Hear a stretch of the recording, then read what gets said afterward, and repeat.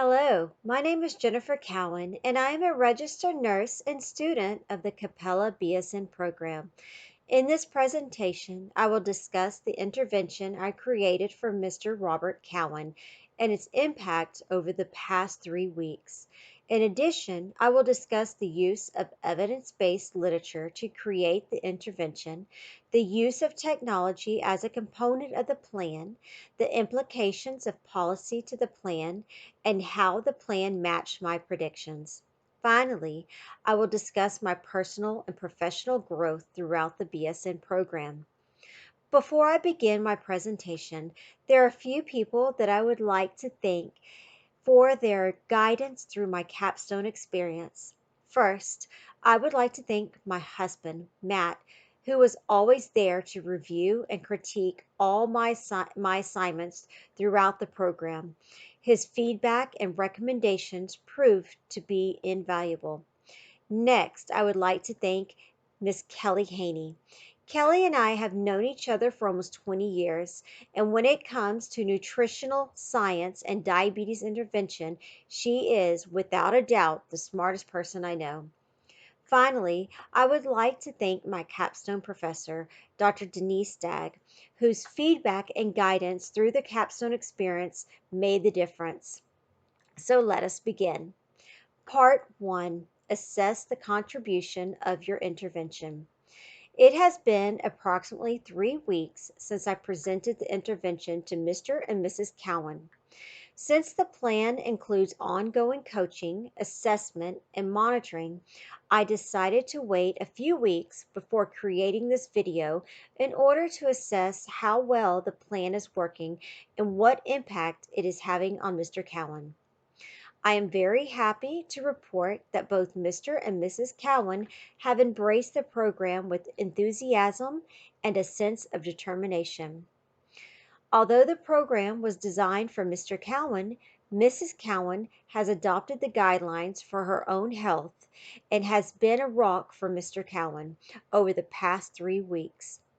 Since beginning the program 3 weeks ago, Mr. Cowan has lost 14 pounds, has cut out almost all sugars and saturated fats, has significantly increased his activity levels, and has become obsessed with his Fitbit activity minutes. I am monitoring Mr. Cowan's MyFitnessPal daily diet log and communicating with him several times per week via phone and text messaging. In addition, he and Mrs. Cowan have joined a local diabetes support group. It remains to be seen how successful Mr. Cowan will be in the long run, and given his past experiences, it is very likely he will encounter struggles in his journey. How he manages those struggles will be the key to his success or failure. Mr. Cowan made an interesting remark to me the other day when we were discussing long-term success. He said, Jennifer, when it comes to healthy living, I have good starting power, but terrible staying power. This statement made me realize that he is his own saboteur. I explained to Mr. Cowan that it is perfectly acceptable to stumble at times, and it is for this very reason that cheating is built into his plan. I asked that he stick with me for 1 year and work the support structure to his advantage. I explained that I am committed to being with him the entire time, just as we discussed. Part 2. Describe your use of evidence and peer-reviewed literature. Diabetes is one of the biggest health concerns that plague our society. 1 out of every $4 spent on healthcare in the U.S. is related to diabetes. Riddle and Herman, 2018. Subsequently, there is a tremendous wealth of research and literature to access when formulating the intervention. Most of my information used to create the intervention came from 3 primary sources.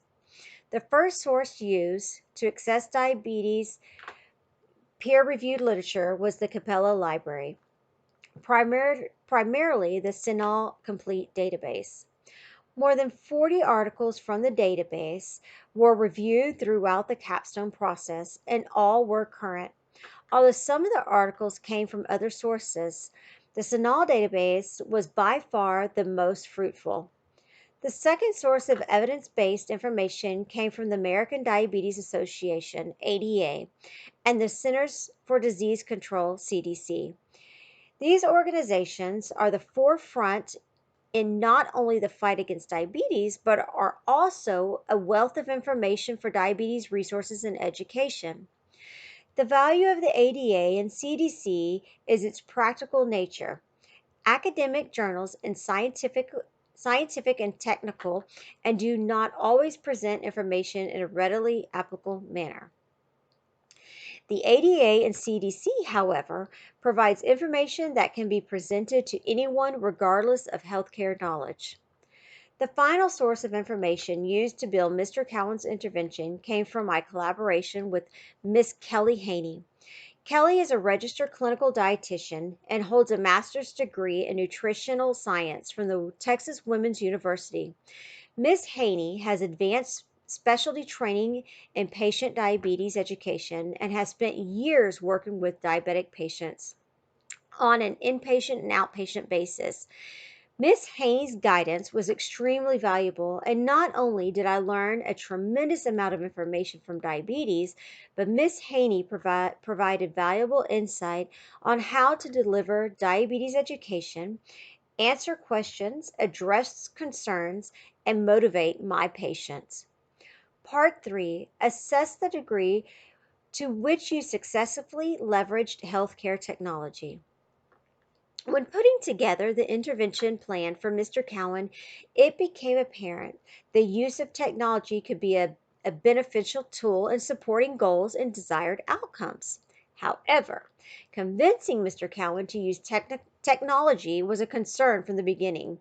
Hall and Tolhart's 2020 reported challenges in engaging patients to use diabetes technology. Mr. Cowan is almost 70 years old and readily admits he is not very technical savvy, which concerned me. Many elderly users of diabetes technology reportedly discontinued using the technology due to frustrations. Therefore, adequate training was recommended. Brazin et al. 2016. Even though I had my concerns, I still believed the hurdles could be addressed. I started out early in the process, utilizing a technology platform that Mr. Cowan uses on a daily basis. Mr. Cowan loves watching YouTube videos. So to prime the intervention pump, I had him start watching diabetes videos from the beginning. These YouTube videos proved to be a great educational resources and gave us many points to discuss at our practicum session.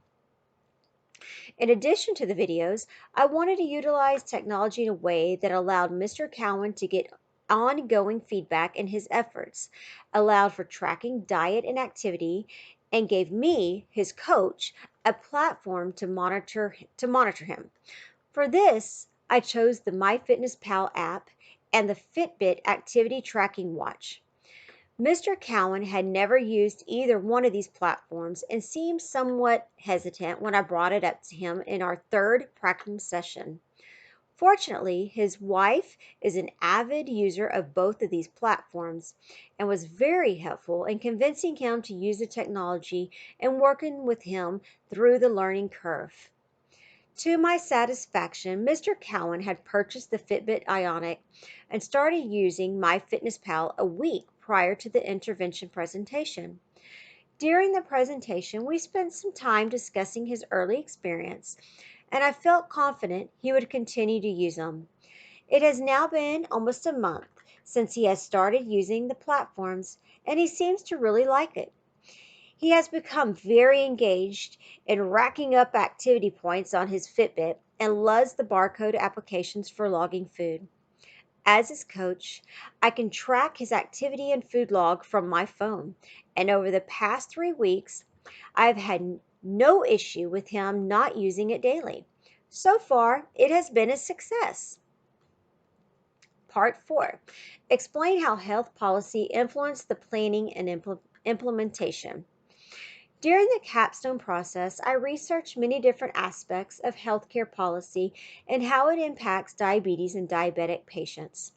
Most of the policy discussions gravitated towards the macro or large scale bearing on the issue.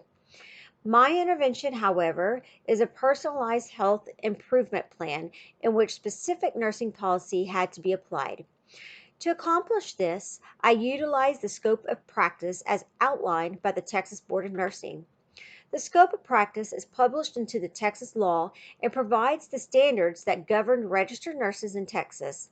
But not only that, it provided a specific guidance that allowed me to map my capstone, practical sessions, and intervention from beginning to end. As a practicing nurse with many years' experience, the nursing scope of practice is interwoven into my daily role. However, I did find tremendous value going back and reinforcing the step by step process and utilizing it appropriately in the capstone. For example, during our first practicum, Mr. Cowan and his wife were ready to discuss diabetes, intervention, and the next steps. They were ready and expecting to roll out the plan the first day. My objective, however, was to assess Mr. Cowan's status, interview him and his wife, and review his medical history and current labs. I knew we were nowhere near implementation and that I had to stay in line with the nursing standards for the patient intervention. Fortunately, the process worked as it should have, thanks in large part to sticking with the standards outlined by the Texas Board of Nursing. Part 5. Explain whether capstone project outcomes matched one's initial predictions. When I started the capstone project, I knew from the minute I began reading the Capella course instructions that Mr. Cowan would be the focus of my intervention. Mr. Cowan is the beloved patriarch of my husband's side of the family, and since his diabetes diagnosis, worry and concern has run rampant through the family. Furthermore, up to this point, Mr. Cowan's condition has only progressed. My initial predictions and hopes for the outcomes of the capstone project were not based on achieving a significant success. At best, I hoped to bring some awareness and education to Mr. Cowan so that maybe he would be a little more cognitive about his health and the choices he was making. After the second practical session, my expectations about the outcomes began to improve. And in each subsequent practicum, I became more and more satisfied with the progress we were making as well as Mr. Cowan's enthusiasm for the goals. He started to see that change is possible, and he does have the power to beat the disease. When I showed up to the fifth meeting and he was already using my FitnessPal and Fitbit and had already started eating healthier and increasing his activity, I knew that we had surpassed my initial expectations and we were on to something. I could not have been happier. Now, that being said, I am still very cautious about our early success, and I know there's a long way to go before we can call it a success. Miss Haney, my diabetes education guru, explained that diabetes success is like a ship on a long and stormy journey through the rough seas. She said, so far we have successfully navigated the ship out of the harbor and into the sea, which is the easy part. The hard part, however, is staying on course through the stormy rough seas that lie ahead. Part 6. Assess your personal and professional growth throughout your capstone project and the RN to BSN program. Prior to entering the BSN program, my nursing education and occupational experience has been mostly clinical in nature and has centered on providing high-level care for my patients. However, in the BSN program, I was formally introduced and exposed to aspects of nursing that transcended the foundation of nursing skill set.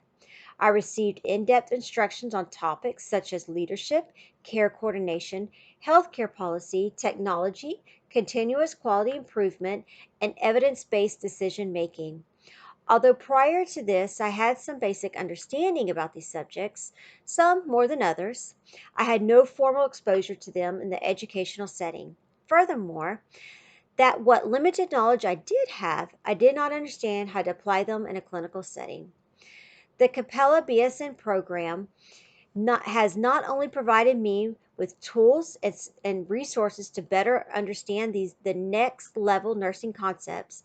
But the papers and projects I have completed push me out of my comfort zone and into high levels of critical thinking, decision making, and communication. It is important to point out that these experiences are not just academic, but also apply to my role as a clinical nurse. I now have a better understanding of the larger healthcare world around me. With that, I will wrap up this presentation. I would like to thank you for taking this time to explore this wonderful journey with me.